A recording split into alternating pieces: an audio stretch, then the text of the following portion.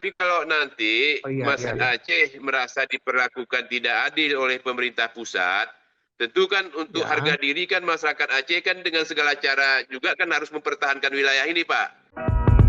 Ngobrol bareng Orbit, kami obrolkan, Anda simpulkan. apalagi kita di Ngorbit, ngobrol bersama Orbit. Kali ini kami mengorbit online dengan sahabat kita di Aceh, Haji Imawan. Dia ketua DPW PKB di Aceh dan mantan legislatif 2 periode di sana. Eh, Kali ini kayaknya masih cerita kita tentang 4 pulau.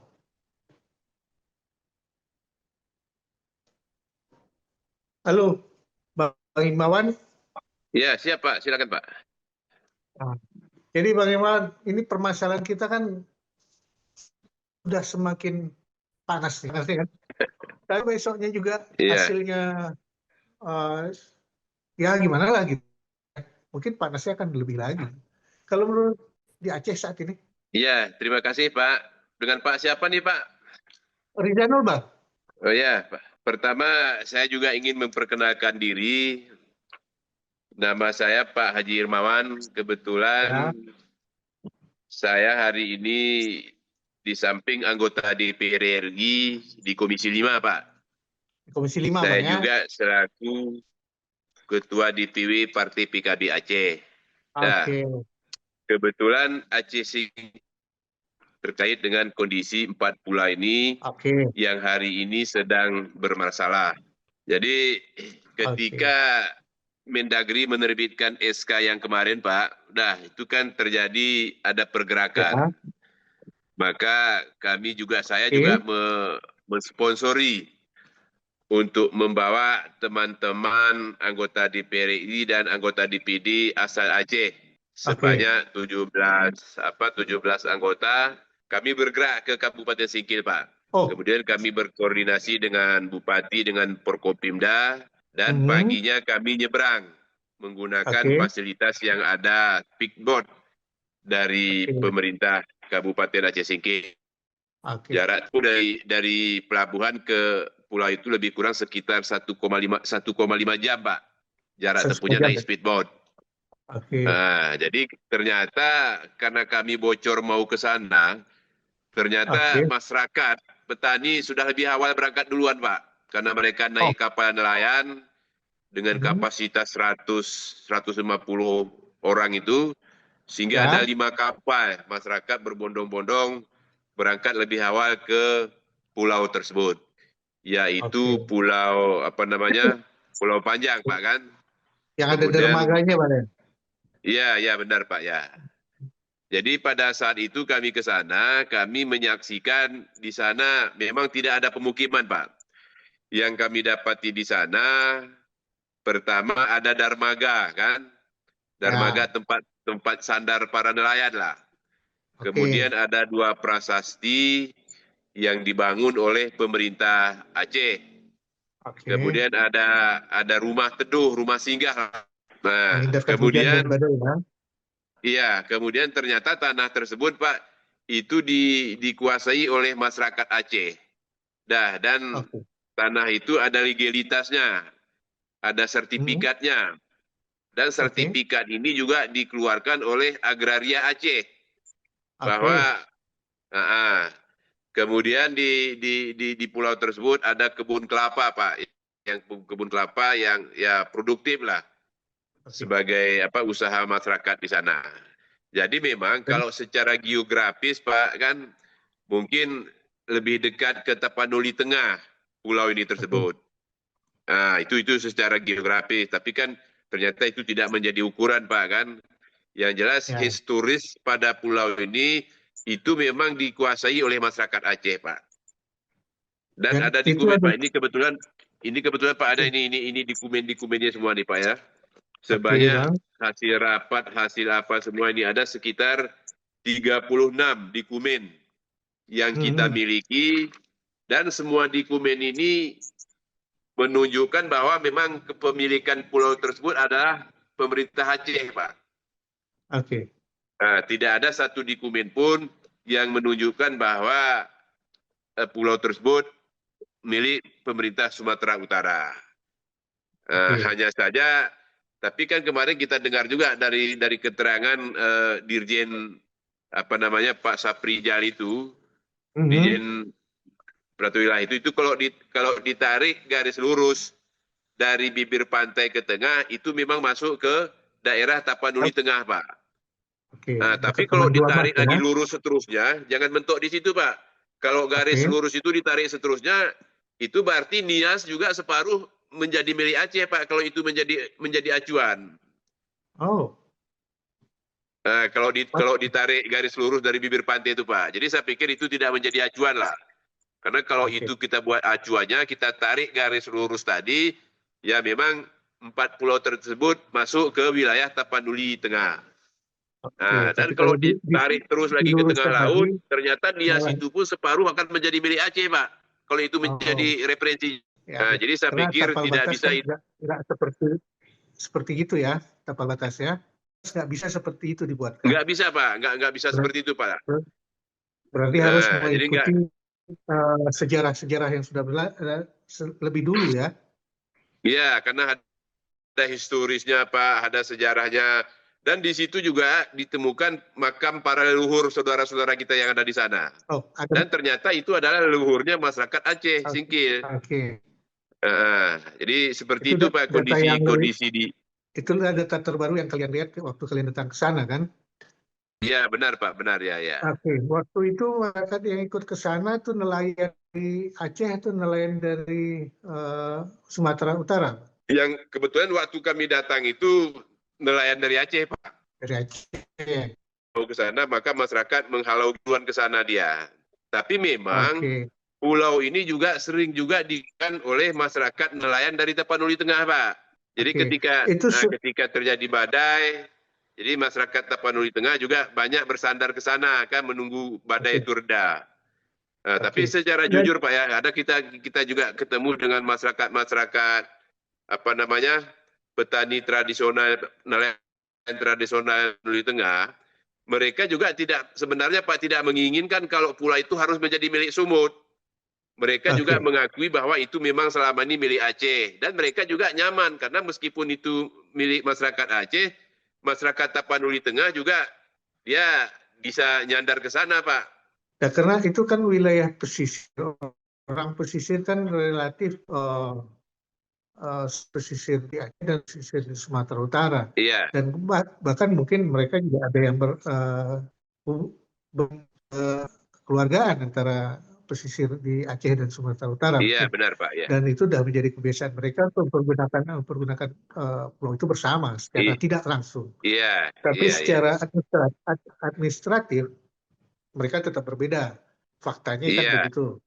Iya, benar, Pak. Ya. Tapi selama ini itu tidak membuat mereka bergesekan satu sama lain, kan, Pak? Iya, selama ini tidak terjadi, Pak, karena memang Pak, bisa rukun-rukun ya sama-sama para nelayan yang menjadi musuh mereka di sana itu, Pak, para nelayan tradisional itu adalah nelayan-nelayan yang... Tapi sesudah hal ini mencuat ke permukaan, kalau menurut Pak Irmawan, ada nggak kecenderungan?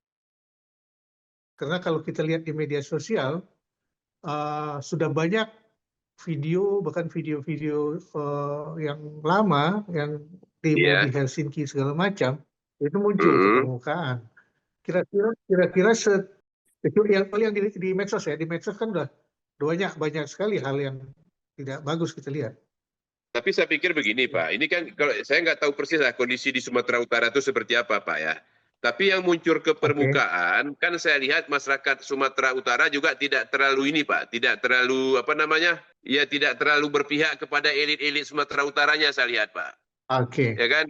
Nah, jadi masyarakat Tapanuli Tengah juga merasa nyaman dia kalau itu menjadi masyarakat nelayan Tapanuli Tengah juga tidak ada pembatasan, tidak ada dilarang untuk bisa bersandar ke sana, kan?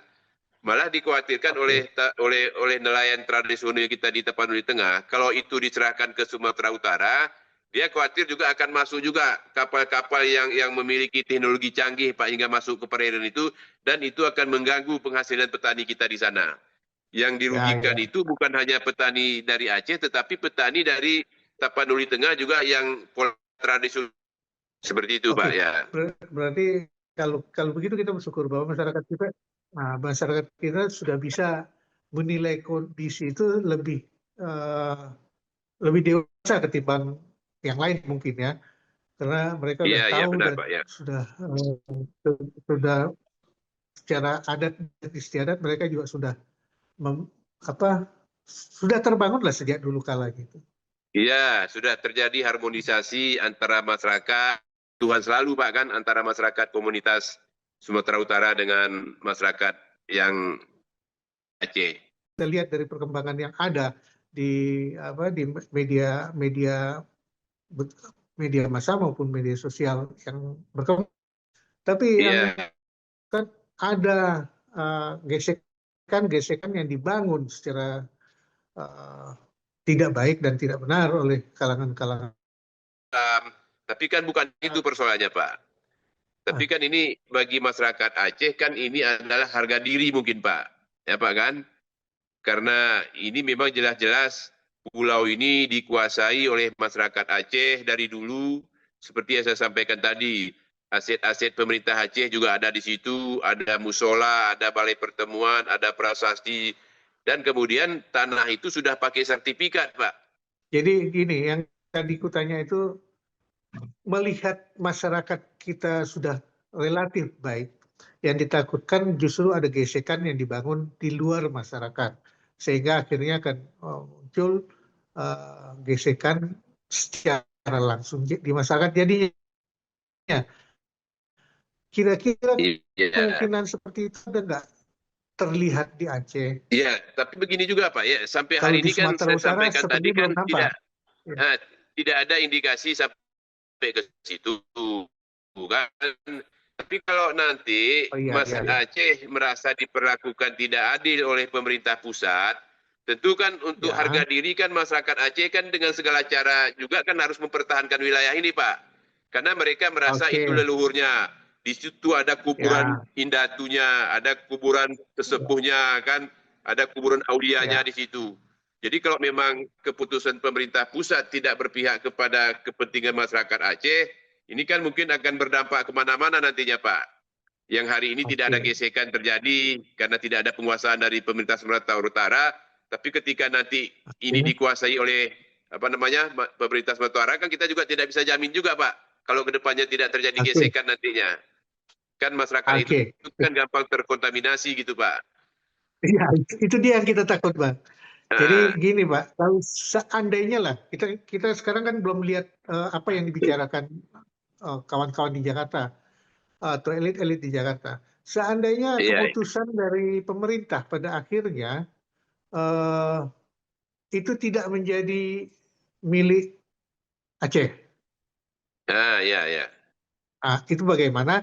Dan seandainya diberikan kepada Aceh, itu bagaimana? Dan seandainya itu dikelola oleh pusat, dan bagaimana pula kira-kira akan terjadi di Aceh? Iya, saya melihat begini Pak, karena kan ini ya bagi masyarakat Aceh kan ini persoalan harga diri mungkin Pak ya. Kita tidak melihat Ya, asuransinya karena ada kandungan minyak di dalam, bukan itu Pak kita orientasinya Pak. Tetapi ini kan persoalan harga diri Pak, ya, ya ya, kan? Seperti contoh yang saya betul, sampaikan betul. tadi. Karena masyarakat di sana, luhurnya pun ada di situ, Pak. Nah, dan kemudian di samping itu ada seperti yang saya sampaikan tadi, ada 36 dokumen. Bukti-bukti ini menguatkan bahwa memang pulau itu milik daripada masyarakat Oke, atau pemerintah Aceh.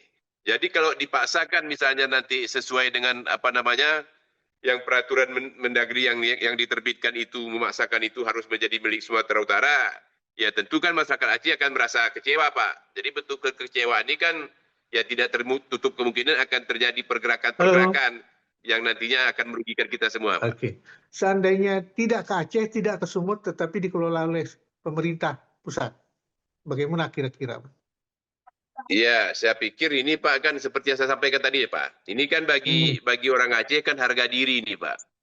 Tetap Harga ya, ke sana diri. dia. Nah, itu kan artinya ya karena ini adalah harga diri masyarakat Aceh, bahwa kan maunya masyarakat Aceh kan ini adalah dikembalikan tetap menjadi miliknya. Kalau misalnya diambil alih setengah pusat, apa bedanya Pak diambil alih dengan Sumut? Kan tetap juga bukan menjadi milik Aceh. Aduh, gangguannya nih. Gangguannya agak ngeri sih, Pak. Iya, jadi kan Setiap kita ngomong agak panas, putus dia.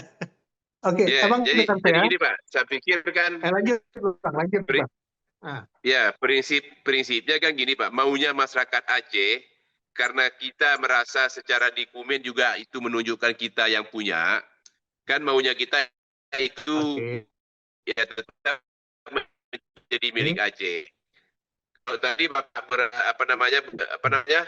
Kalau Bapak menawarkan tadi tidak ke Sumut dan masyarakat Aceh, menginginkan bahwa ini tetap dikembalikan Oke, ke Bang. Aceh, Pak. Ya, kalau kita Ya, lihat sih keinginan masyarakat. ya itu tentu itu harapan kita tentunya, Pak, kan? Terus masyarakat sendiri menghadapi keputusan mendatang bagaimana? Ya, Besok kalau sampai nggak salah hari ya. ini kan karena ini kan sudah viral lah, Pak ya. Sudah Aha, semua berkomentar kan, terakhir kan ada sinyal dari presiden kan, presiden ambil alih dan presiden oke. berjanji dalam minggu putusan. Oke, Bang. Karena waktu kita mepet, Iya. kita palahin sampai sini dulu, Bang ya. Nanti Oke, kalau baik, Pak. ada waktu, Abang situ ada waktu dan cuaca lebih bagus, kita coba Eh, bicara lebih baik boleh, sesudah salah, keputusan Pak. besok hari. Baik, baik, Pak ya. Assalamualaikum, Bang. Waalaikumsalam warahmatullahi wabarakatuh.